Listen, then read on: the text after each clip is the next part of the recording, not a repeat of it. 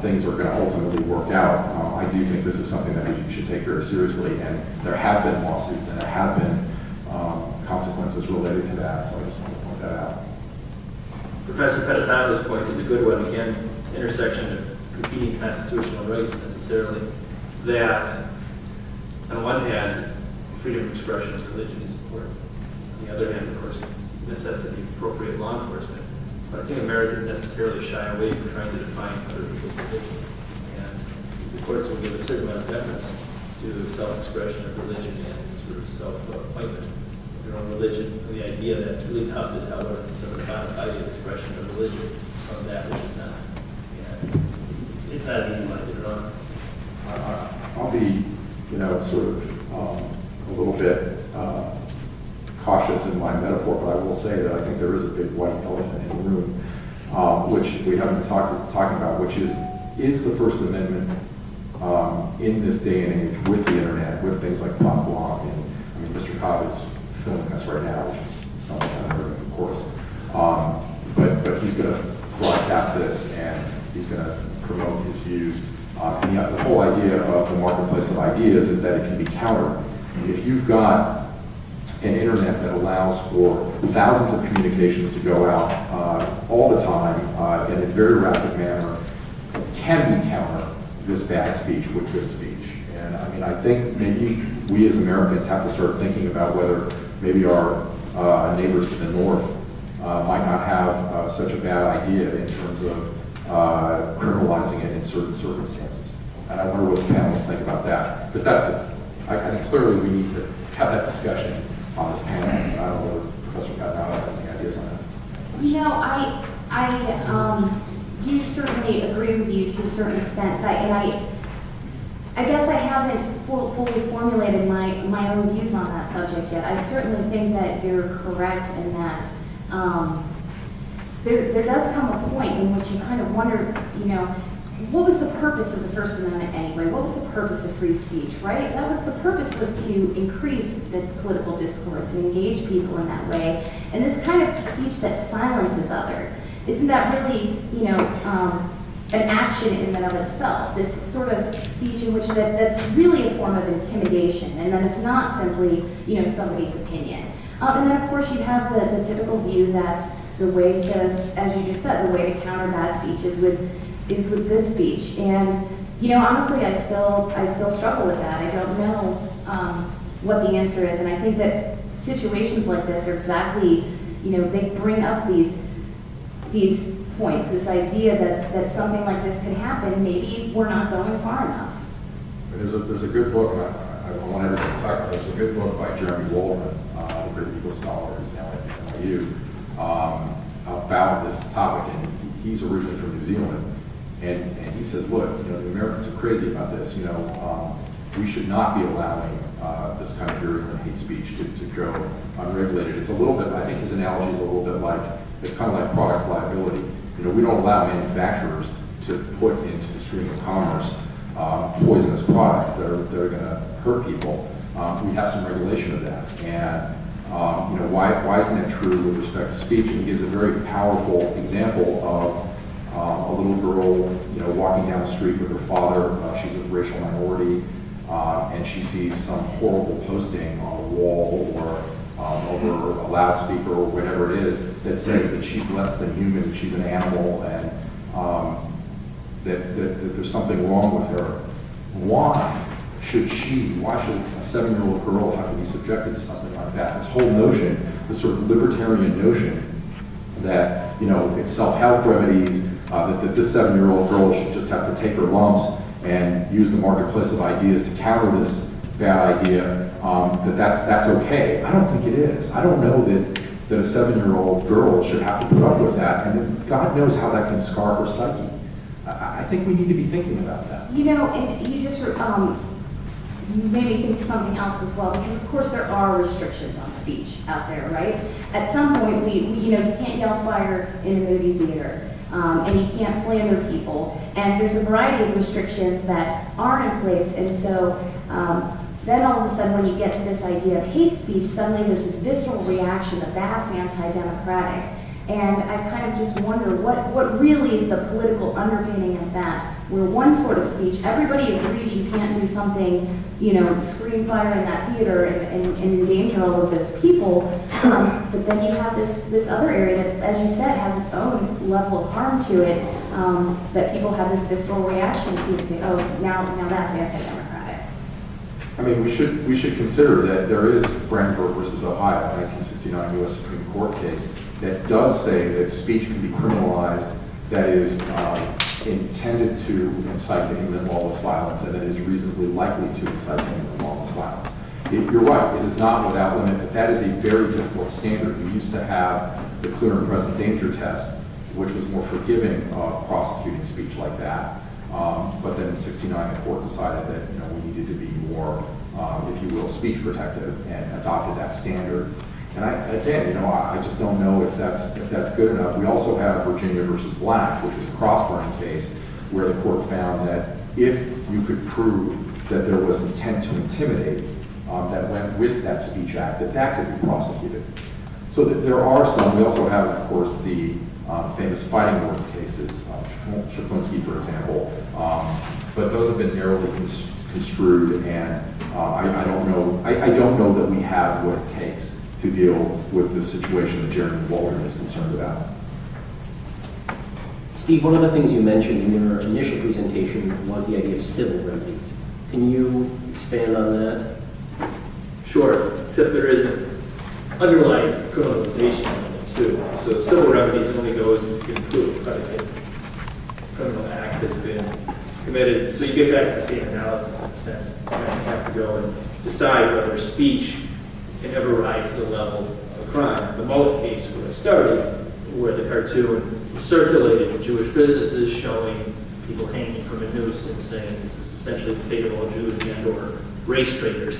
Does that sort of directed, pointed comment with the idea of a noose in the background, people hanging from a scaffold, go beyond free speech in the sense that it's actually a terrorist threat? What do you think? Is that a jury question? Can you get to the jury on that question? No, you very well might. These are the tough questions that don't necessarily have an easy answer. I'm not sure. I think it could go either way. Eric, I don't know if you had some thoughts on this. I say you plugged your microphone, so. Two quick comments, spinning off things other people have said. You're talking about the psyche of a 7-year-old. One of the classes I teach is the civil rights movement, and for a long time, I was thought that there was this weird passage in Martin Luther King's famous letter from a Birmingham jail. So, for those of you who have read it, it's one of the extraordinary documents, really, in world history.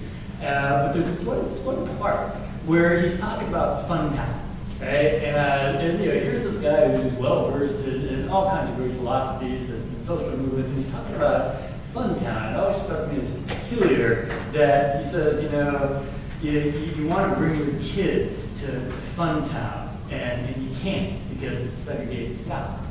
And I always thought that part of his letter from Birmingham jail struck me as odd until I became a dad, twice over.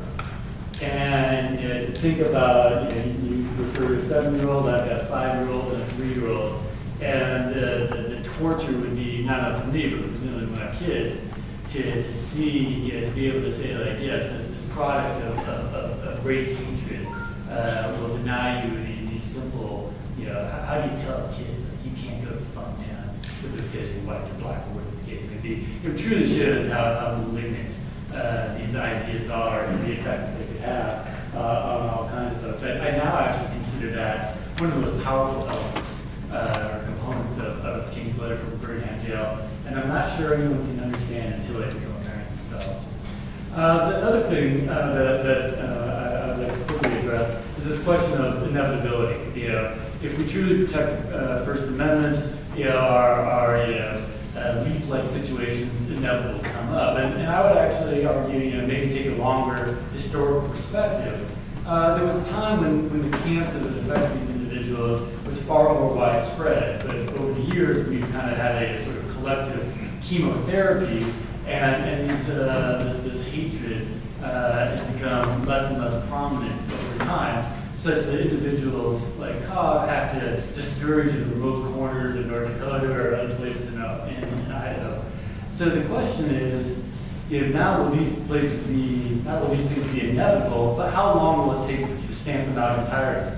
There was a time when you could have done this, these sorts of things were far more common than they are today, but now they're being essentially wiped out.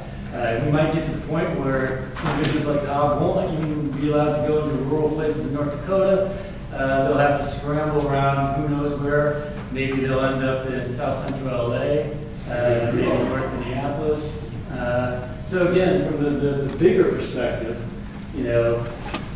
it's not, are these things inevitable, but will they be inevitably wiped out? Because there was a time not that long ago when this cancer was far more pervasive, and we have slowly started to eradicate it. And now they're scurrying off to their own little caves and corners.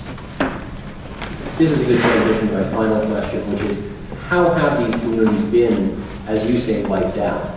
What are the strategies that have been employed against them? What's been successful, what's been unsuccessful? I'm sure every panelist is going to have a unique perspective on that. I can say from the sociological point of view, the social movements literature suggests that when minority members and majority members team up together, that's when they're especially effective. And in this case, if North Dakota reaches out to other states where other communities, white supremacist communities are, and work with people who are in those areas as well, you might see not only worry about being here, but coming here, it might be effective. So as usual, Lincoln can teach us many things. So what they say one of Lincoln's great characteristics was the ability to see the world through another person's eyes. And even though it would be gut-wrenching to do it, we must see the world through Cobb's eyes, to understand what he wants and to respond accordingly. So of course, there's great literature on social movements. Again, I teach classes on the civil rights movement. But we must see the world the way he sees it, and then we formulate our responses accordingly. It's an unpleasant experience, but it's the way to success. Good. A positive sign has been the organization, the website, for the people in the community who find Mr. Cobb's attitudes important, and they're responding in appropriate First Amendment fashion.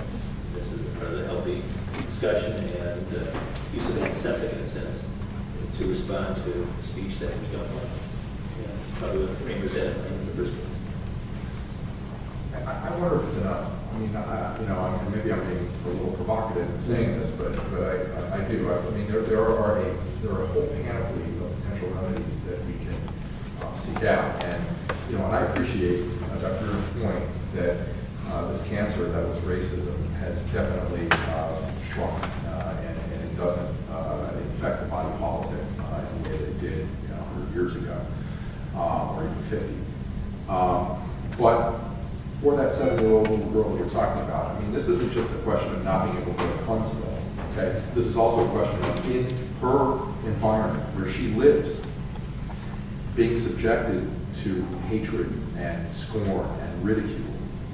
I don't know that being able to counter that with a website that we puts up, or a civil lawsuit, or historical statistics about how racism has gotten better in this country, the fact that we have an African American president, et cetera, if that's good enough for that 7-year-old little girl. And so I wonder if we shouldn't have, within the quiver of potential remedies that we have, if one of the arrows should not be, in certain cases, the ability to prosecute that kind of speech. And I mean, I suppose it would have to be narrowly tailored, and it would have to be reasonably constructed.